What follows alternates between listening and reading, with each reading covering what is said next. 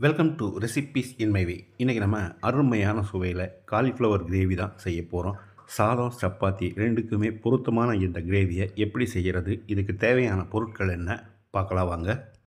Mixie ஜாரில் 1/4 kilo அளவுக்கு தக்காளியை நறுக்கி போட்டுக்கலாம். கை அளவுக்கு நறுக்கின மல்லி இலை, ஒரு பச்சை மிளகாய்,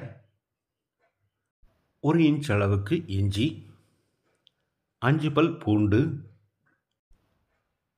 1 டேபிள் ஸ்பூன் முந்திரி தண்ணி சேர்க்காமல் பேஸ்ட்டாக அரைச்சி எடுத்துக்கலாம்.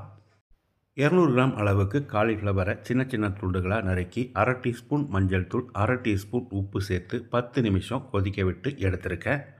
இந்த காலிஃப்ளவர் எடுத்து ஒரு பிளேட்டில் போட்டு ஆற வச்சிடலாம்.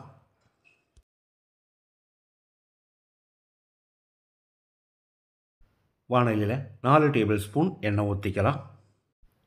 மிதமான தீயில் ஸ்டவ் எரியட்டும். 1/2 டீஸ்பூன் அளவுக்கு மிளகாய்த்தூள், நம்ம வேக வச்சுருந்த காலிஃப்ளவரை இதில் போட்டு ஃப்ரை பண்ணிக்கலாம். காலிஃப்ளவரை போட்ட பிறகு தீ அதிகப்படுத்தி வச்சு ஃப்ரை பண்ணிக்கலாம். ஒரு 2 நிமிஷம் இதை நல்லா ஃப்ரை பண்ணணும்.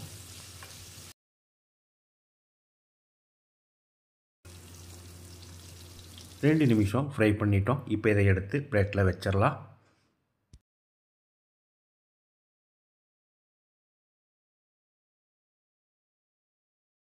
மீதி இருக்கிற அதே எண்ணெயில் 2 துண்டு பட்டை, 4 கிராம்பு, 3 ஏலக்காய், 1/2 டீஸ்பூன் சீரகம், 150 கிராம் அளவுக்கு 2 பெரிய வெங்காயத்தை பொடியாக நறுக்கி வச்சுருக்கேன். இதை போட்டு வதக்கிடலாம்.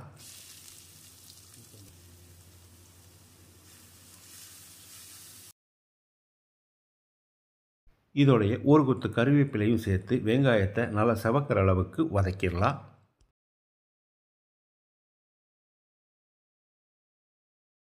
வெங்காயம் வதங்கிடுச்சு. நம்ம அரைச்ச பேஸ்ட்டை ஊற்றிடலாம். கூடவே மிக்ஸி ஜாரில் அலசி கொஞ்சமாக தண்ணி சேர்த்துக்கலாம். இதை நல்லா கலந்து விட்டு ஒரு 5 நிமிஷம் கொதிக்க விட்டுடலாம். அப்போ தான் தக்காளியோட பச்சை வாசனை போகும். தக்காளியோட பச்சை வாசனை போன பிறகு இதில் 1 டேபிள் ஸ்பூன் காஷ்மீரி மிளகாய்த்தூள், இது இல்லைன்னா சாதாரண வர மிளகாய்த்தூள் 1/2 டேபிள் ஸ்பூன் போதும், 1 டேபிள் ஸ்பூன் மல்லித்தூள், 1/2 டீஸ்பூன் சீரகத்தூள்,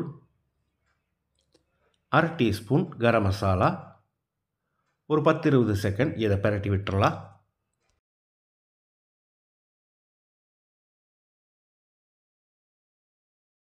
இப்போ இதோட அதிகம் புளிப்பில்லாத கெட்டியான தயிர் 3 டேபிள் ஸ்பூன் சேர்த்துக்கலாம். 1 டீஸ்பூன் உப்பு சேர்த்துக்கலாம். பத்தலைனா மறுபடி கூட போட்டுக்கலாம்.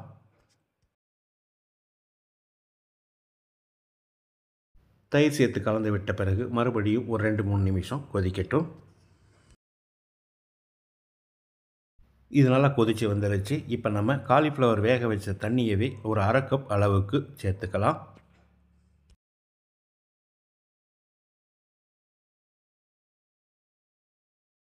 தண்ணி சேர்த்து கலந்து விட்ட பிறகு நம்ம ஃப்ரை பண்ணி வச்சுருந்த காலிஃப்ளவரை போட்டுடலாம்.